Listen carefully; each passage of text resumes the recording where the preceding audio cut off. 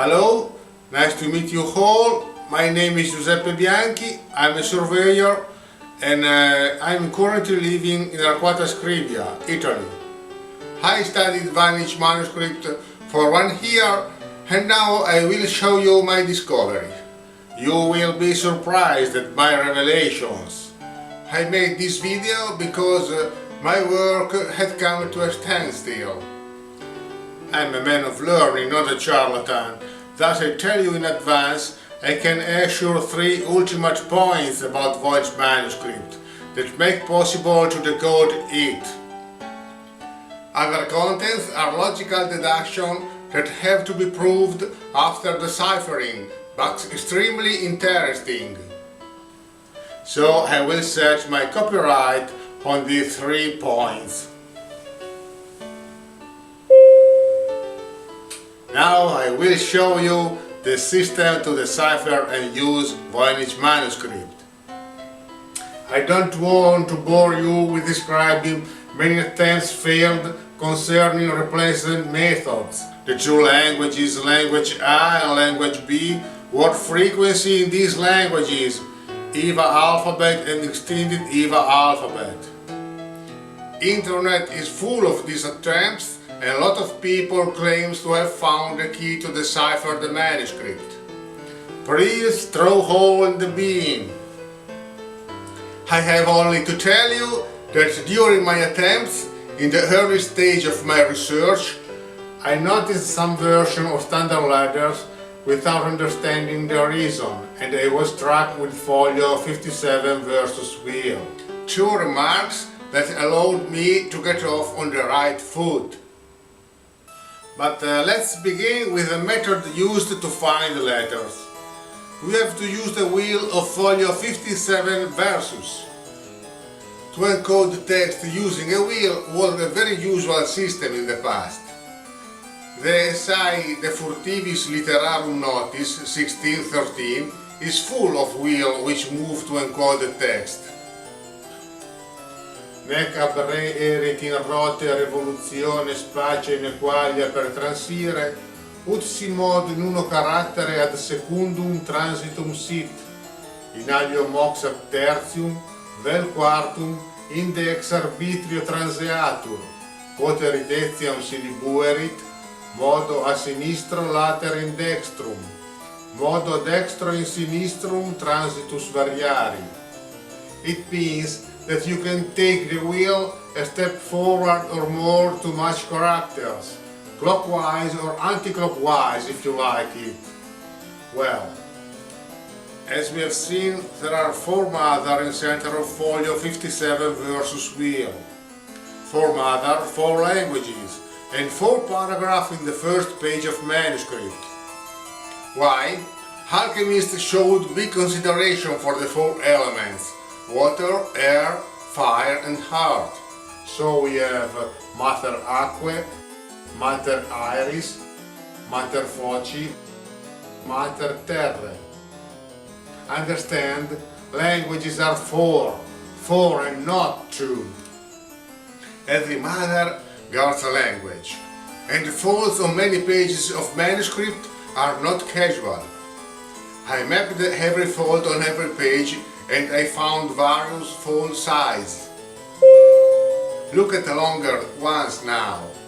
We have 4 magnitudes of angles and 2 lengths that make possible to find letters without making mistakes turning them on the wheel of folio 57 versus. Every color has to be used for a language. 4 colors, 4 languages. Blue folds have magnitude of 13 degrees and are long. Yellow folds have magnitude of 6 degrees and are long. Green folds have magnitude of 11 degrees and are short. And cyan have magnitude of 60 degrees and are short too. Plus, we have shorter ones for the inside wheel, the 4th mother circle.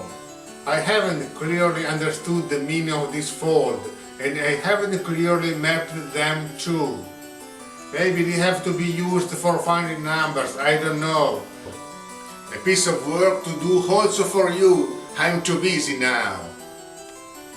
we can see many traces of this activity into the manuscript. In the same folio, we can see signs which mark circle beginning. They match with outline of last page fold. On folio 2 versus fold, you can still see the red arrows used to indicate the right ring letters. 60 degrees fold in the last page has the same magnitude of folio 8 recto leaf and the same magnitude of sign left in the wheel of folio 57 versus. So, using a fold, we have to find 24 letters for every language. That bring the total to 96 letters. A lot of work to do. The wheel is probably based on the astronomical clock in Prague. Perhaps originally there was a folio with hours that you overlap between folio 57 versus, thus you can find letters with a sequence related to the movement of the clock.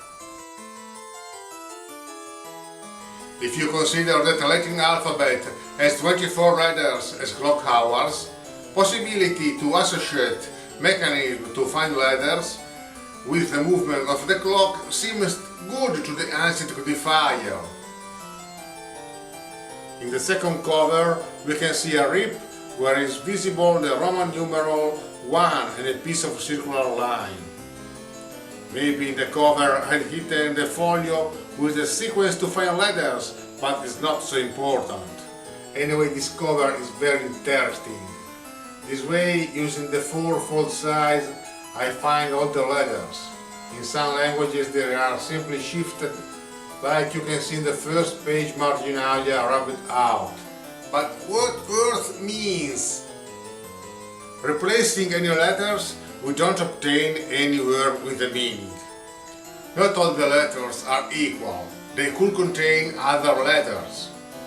On folio 2 versus, we can see a note over a letter, an S with a C, that lets us thinking about biliteral writing. I began to map all the letters taking aim to the word I am, present several times in the manuscript. It must mean something.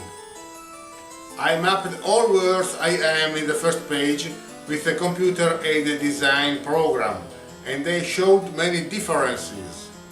Some strokes have an appendage, some curves are longer than others. Thus, I mapped all letters in the first paragraph, paying attention to every single detail, and I began to classify them using different colors. Soon colors were not enough. Little by little, characters mapping progressed, differences between letters increased, and consequently their number. I had to create a table to classify them. The more I went into details, the more I realized the differences between outwardly identical letters. That's because they appeared made up of different microscopic symbols. Then I started to classify more accurately, dividing them into letters, glyphs, and curves. I noticed, by the way, that symbols could appear both mirrored and rotated. So letters appeared composed of many microscopic symbols, like containers. Then I entered data into a spreadsheet. Assigning a cell to each symbol, I changed the value, getting an automatic update of first paragraph of first page, in the hope of getting some possible word. Also the last page, the famous Mikiton Oladaba, has been written using microscopic characters. A clumsy attempt to write a memo using microscopic symbol as faked Latin letters, perhaps about instruction for use the manuscript. An invaluable help to understand the container letter system. Since last page signs don't correspond altogether to first page ones, not only for chemical fuzziness, I were moved to pay attention to every single detail, and I noted that letters contain more signs than I thought first, so made B or triliteral alphabet impossible. The ancient writer or author really used letters as a container. Depending on the length of the word, he chose a suitable letter. For example, this letter for a short word like a conjunction, this letter for a long word, or another one for very long word.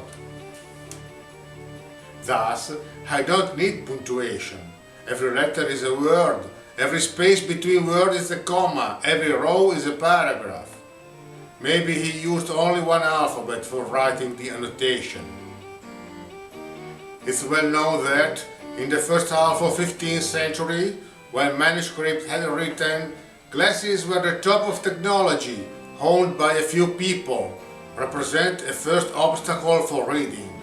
The flower of plant showed in folio 32 is probably one of the authors wearing special lenses. Who this man was? A monk, a magician, maybe an alchemist. He left a trace of himself hidden in the flower of this plant, and maybe he drew on folio 31 versus his writing set. Special glasses, his medieval style, a dashpad and this strange golden leaf. Why a leaf is golden? We will see it later. But up to there had already come in 1921 William Roman Newbold, philosophy professor at the University of Pennsylvania. His singular hypothesis held that a visible text is meaningless itself, but that each apparent letter is in fact constructed of a series of tiny markings only discernible under magnification. These markings were supposed to be based on ancient Greek shorthand, forming a second level of script that held the real content of the writing. Newbold claimed to have used this knowledge to work out entire paragraph, proving the authorship of Bacon and recording his use of a compound microscope 400 years before von Leeuwenhoek, the father of microbiology. Similarly, he interpreted other drawings as cells seen through a microscope. Newbold discovered more than 22 symbols, too many for any alphabet. One might wonder how it's possible to repeat so precisely these microscopic signs. First they thought about a pantograph that working contrariwise, getting symbols reduction, going over normal size profile, but it couldn't work. Continuing to map letters of first page, I thought about these signs during my breaks, and I noticed a detail that I had checked later, finding the key to decipher the manuscript. This is the shining secret of Voynich manuscript. After 4 centuries, it will be possible to read the book again. As you can see in the first page, there are 3 miniatures looking like paragraph marks. If you look better, you can see Voynich letters along the border. Then shapes were filled with red ink to deceive. They are stencils used to write letters, understand? And this stratagem has worked for 600 years, for all the world to see since today. Thus the definition manuscript is improper. Considering it was written using stencil, we cannot talk about an handwriting. As a consequence of this, from now on, I call Voynich manuscript only the book. Newbold was on the right track. Unluckily, he didn't find stencil, thus he missed the solution. So we have a stencil for every language. We can write with accuracy Voynich letters without confusion, and we can change alphabet according to the language we want to use. Why there are 4 languages and there are only 3 stencils? Maybe Tepenece himself erased the 4th one to have free space for his notes. How was it made? Tepenece wisely recopied 4th stencil at the bottom of folio 57 versus, in confirmation of this was the wheel used to find letters.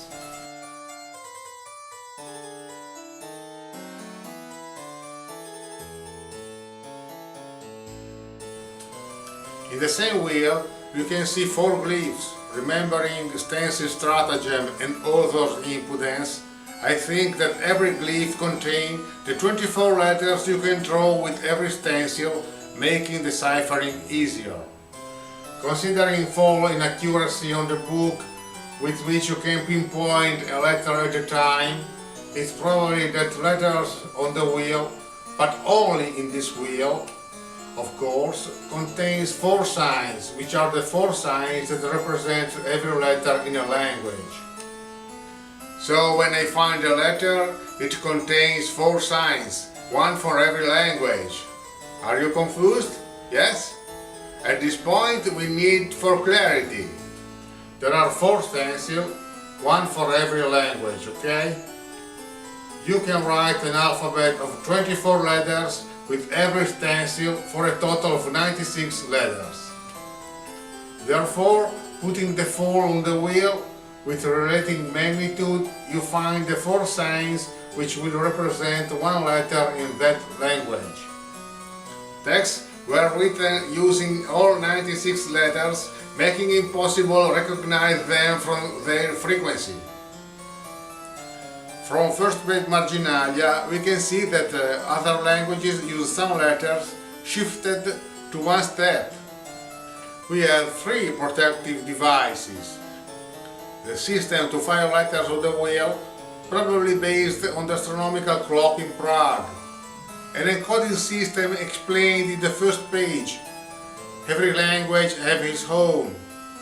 From first page deletion in 4th paragraph, explaining 4th language encoding system, the most used one, encoding system shows you have to shift letters that are words in according to the number of points inside letter P, or the length of it.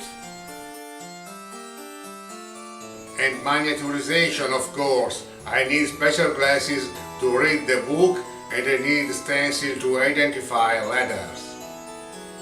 Being so accurate, stencil was probably made by ductile metal, perhaps gold, working as a real key to read the book. A device which enables to repeat letters with precision. This idea leads to discovery of printing, and also special glasses called stencils. I think about, yes, just him, the Gutenbergo. He was a goldsmith and a mirror maker, so he knew technology to make golden stencil and special glasses. Ink analysis doesn't help us. Voynich ink is iron gall ink with gum arabic as medium, very common in Middle Age, while first Bible ink was lamp black carbon with viscous oil-based varnish as medium, not to run off the metal types. According to legend, Faustus was Czech, who practiced the black arts, that is, necromancy and printing. His name was Chastny, that is happy in Czech language, that is Faustus in Latin language. During the Hussite revolt, he emigrated to Germany, where he took the name Faust von Kuttenberg, after the town of his birth, Kutna Hora in Czech. In other words, he was none other than Gutenberg, the inventor of the printing press. Anyway, Faust was the name of his associate in Mainz. Prague, astronomical clock, special glasses, golden stencil, a lot of coincidences. But let's give a practical example of the procedure like a word tepenece. I take page fold with magnitude of a language. I pin with a pin map the center of the wheel, and I begin to rotate fold in according to the mechanism for finding letters. I point a letter or Roman numeral on clock face. I pin this point and the letter relating to fold magnitude and letter circle. I put fold aside and I have to wear special glasses, but I need another device more. Remember folio 31 versus? I'm convinced of golden leaf reproduced stencils device, the key for reading the book. Now I can see letters using special glasses, and I can pick out letters using the golden key as Alchemist had done. Please notice his real dimensions.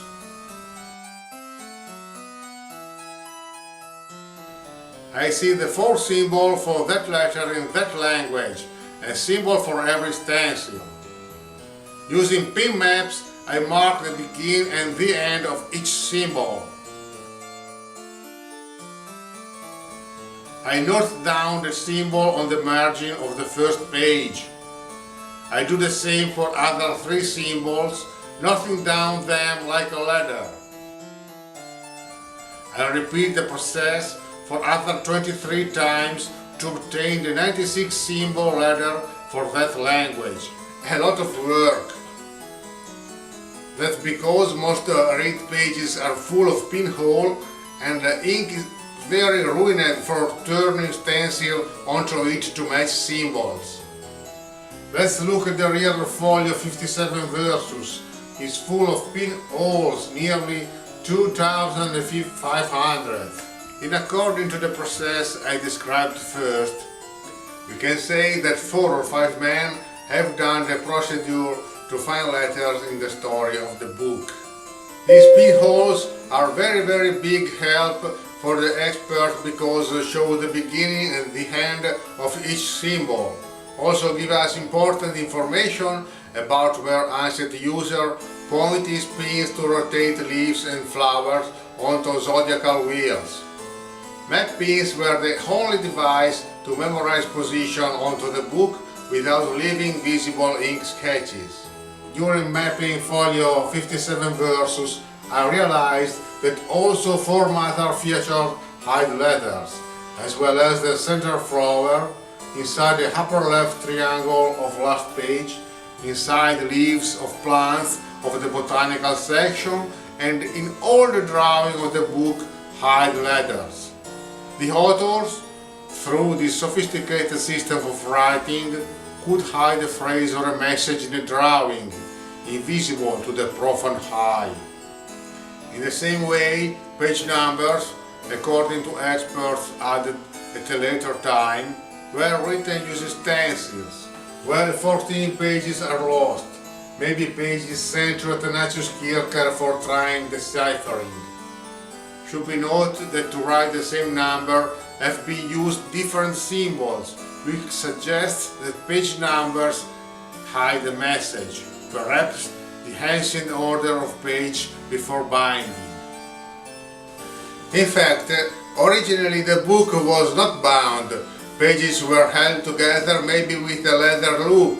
We can see a hole on the upper corner in almost all the pages. That's because their use were dynamic. In botanical section, healing plants description contained both instruction about diseases they could treat and instructions about dosage needed to manufacture their recipe. For example, in this folio we can see the hole for leather loop.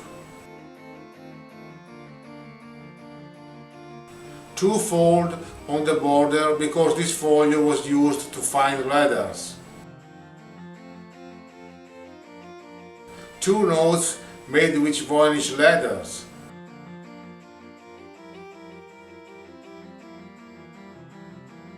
Pinholes made by ancient reader to recognize letters. Roots to find rows and obtain instruction for making a recipe. Leaf to put on zodiacal wheel. You can see only one leaf, others are not inscribable inside a circumference.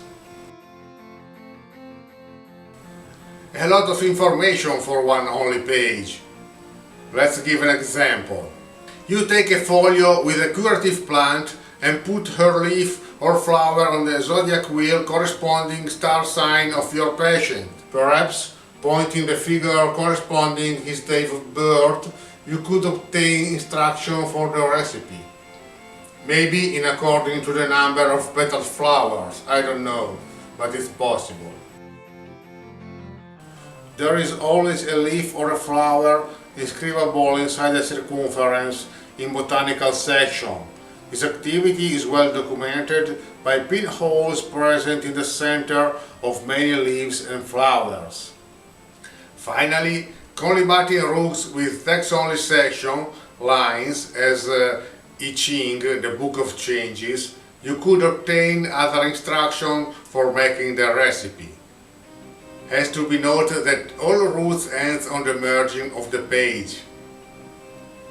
Someone used manuscript after binding and ripped roots from plant in central page of folio 101 versus to match rows, so it's unlikely that stencil had been put back inside the cover, even if it's easy to test cover with a metal detector or X-ray. For this reason, those pages are a great damage for the book, because all pages are linked each other and now the book could be unusable. But it exists another key to the reading. I mean what you can see into drawings of the book. Roots, flowers and leaves probably containing information on authors, clients and places where the book was written.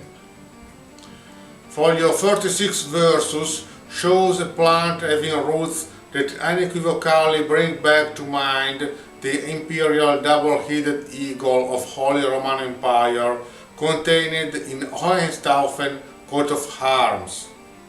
In folio 93 recto there is a flower with an inflorescence having a prominence that calls back to mind the rock on where Hohenstaufen castle stood once. Now it's destroyed, as reported in graphic representation from the time. On folio 1 versus we can see true crossed lion pose that we find on the coat of arms of the Patuzzi family from Brescia, Italy, I don't know. On folio 90 versus one of the flowers has a close resemblance to a Templar cross. Flower in folio 29 versus to a castle. And many roots of flowers and herbs resemble heraldic lions and eagles. But these are just guesswork, fascinating but nothing else, maybe a good plot for a novel. Thus far we have seen medicinal herbs, astronomical and astrological wheel, women who perform their ablutions, pages with recipes and pages with text only, but folio 86 versus is a map. In fact, it has embattled walls and castles, maybe a mosque. Also the 9 wheels interacted with other pages. Pinholes are present. This folio measures 45 centimeters in height and the same in length. A parchment very large and very expensive at that time, and it took a long time to make. It possibly shows a point where has been hidden and guarded something precious and secret. I think they didn't spend 2 years to write this folio if there was anything extremely important to show. Well, that's all for now. Not all, I mean, but video is long enough. We did a long journey through the Voynich without stories about alien intelligence, ancient Egyptians. I confirm what I said in the intro. I'm a man of learning and I can expose myself about 3 points: page folds, stencils and pin maps. Other contents have to be proved after deciphering.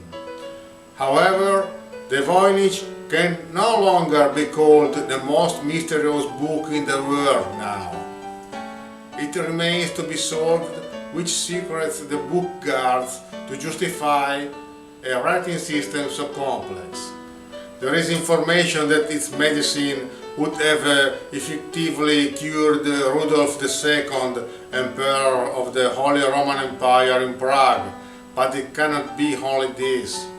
These authors, perhaps Bohemian alchemists, men of great learning, were in a way correlated to Prague astronomical clock and the discovery of printing. Its authors used precision and high technology tools, very expensive at that time, perhaps for hiding a place where has guarded something precious. Unluckily, 400 DPI scans available at VOYNICH Library are inadequate because it's very hard to make out letters, even with pinholes.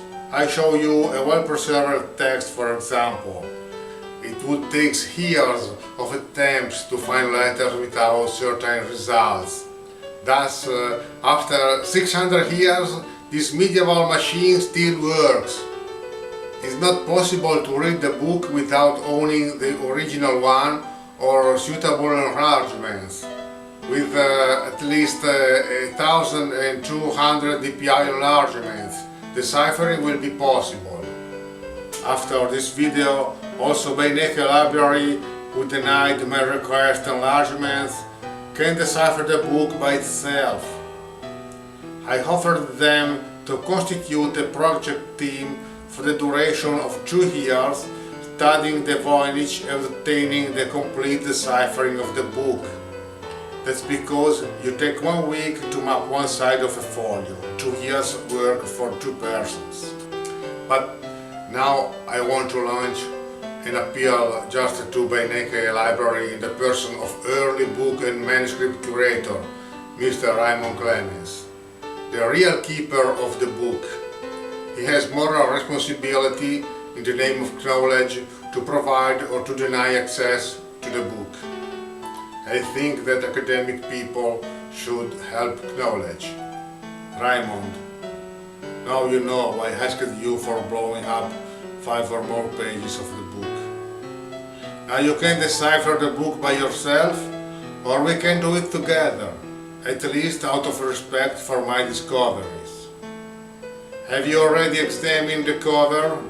Have you found the golden key? I think future generation will not get angry if we mishandle a little bit the book or get its secrets. Please contact me or give me my enlargements. I'll wait for an answer, and all the people who have seen this video are waiting for your answer. Well, I want to take leave of you reading a passage from my library. For more details, please send me an email. So, there. Pullus ad Margaritam.